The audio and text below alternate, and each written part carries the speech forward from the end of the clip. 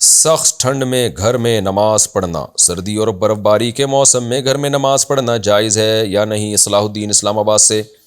دیکھیں، مسجد اگر محلے میں موجود ہے تو مسجد میں جماعت سے نماز پڑھنا واجب ہے۔ اگر جماعت سے نماز نہیں پڑھیں گے تو گناہ گار ہوں گے، چاہے سردی ہو یا گرمی، کیونکہ موسم تو کبھی سرد ہوتا ہے کبھی گرم ہوتا ہے۔ لیکن اگر اتنی زیادہ سردی ہے کہ بیمار ہونے کا اندیشہ ہے تو پھر گھر میں نماز پڑھنا جائز ہے۔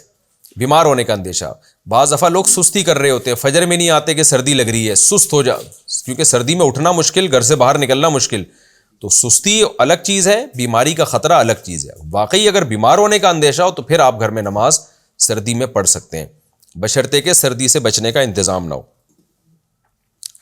والد کا اپنی، اچھا یہ الگ مسئلہ ہے، میکے میں عدت گزارنے پر کیا شوہر نان نفقہ دے گا؟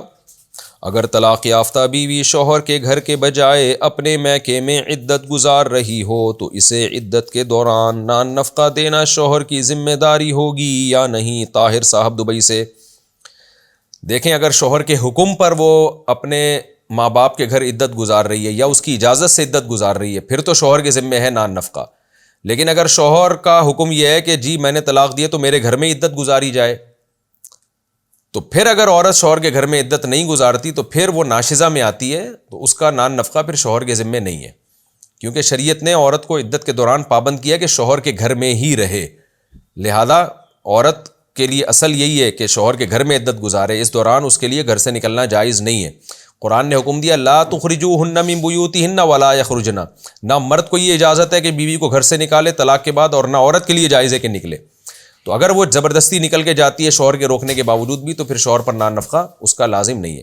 ہاں، ایک کنڈیشن ایسی ہوتی ہے جو اس زمانے میں ہے کہ اس میں عورت اپنے ماں باپ کے گھر عدت گزارے گی اور پھر بھی شوہر کے ذمہ نان نفقہ ہوگا۔ وہ یہ ہے کہ شوہر نے اگر 3 طلاقیں دے دی ہیں تو اس کے بارے میں اگر ڈر ہے کہ کہیں اہل حدیث سے فتویٰ لا کے بیوی حرام بیوی کو حلال کر لے گا، کیونکہ آج کل ایسا ہوتا ہے کہ بیوی شوہر کے گھر میں ہی ہوتی ہے تو مرد پھر ادھر ادھر سے فتوے تلاش کر رہا ہوتا ہے، تو چونکہ یہ اجماعی مسئلہ ہے، 3 طلاق کا 3 ہونا قرآن و حدیث میں، صحابہ کے فتاوی میں بہت واضح، چاروں ائمہ کا اجماع ہے، تو پھر اس میں پھر یہ ہوتا ہے کہ بھائی پھر بڑی مصیبت سے بچنے کے لیے نا، کہ کہیں ایسا نہ ہو شوہر فتویٰ لائے اور اس کو پھر بیوی کو پھر ٹارچر بھی کر رہا ہوتا ہے وہ، اور پھر جو ہے پھر رشتہ دار بھی جوڑ توڑ کی کوشش میں لگے ہوئے ہوتے ہیں، بھئی یہ فتویٰ تو مل گیا نا، تو ایسی کنڈیشن میں پھر عورت پر لازم ہے کہ وہ شوہر کا گھر چھوڑ دے، اور چونکہ شرعی عذر کی وجہ سے اس نے گھر چھوڑا ہے تو پھر وہ جہاں بھی وہ اگر اپنے والدین کے گھر بھی عدت گزارتی ہے تو اس کا نان نفقہ شوہر پر ہی واجب ہوگا۔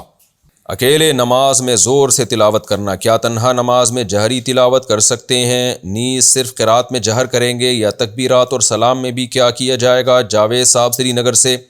جاوید صاحب، جتنی بھی نمازیں ہیں نا، اگر آپ سورج غروب ہونے کے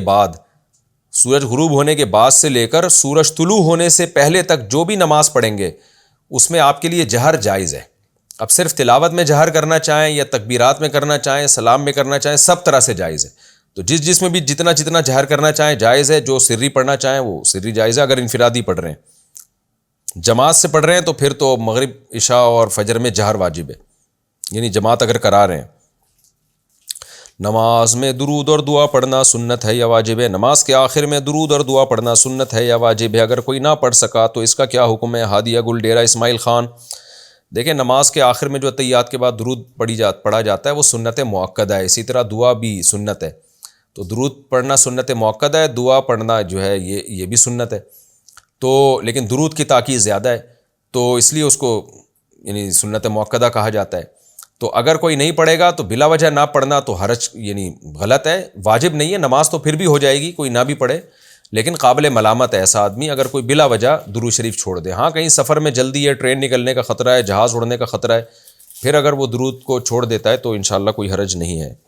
تو خلاصہ یہ کہ سنت مؤکدہ ہے، واجب نہیں ہے۔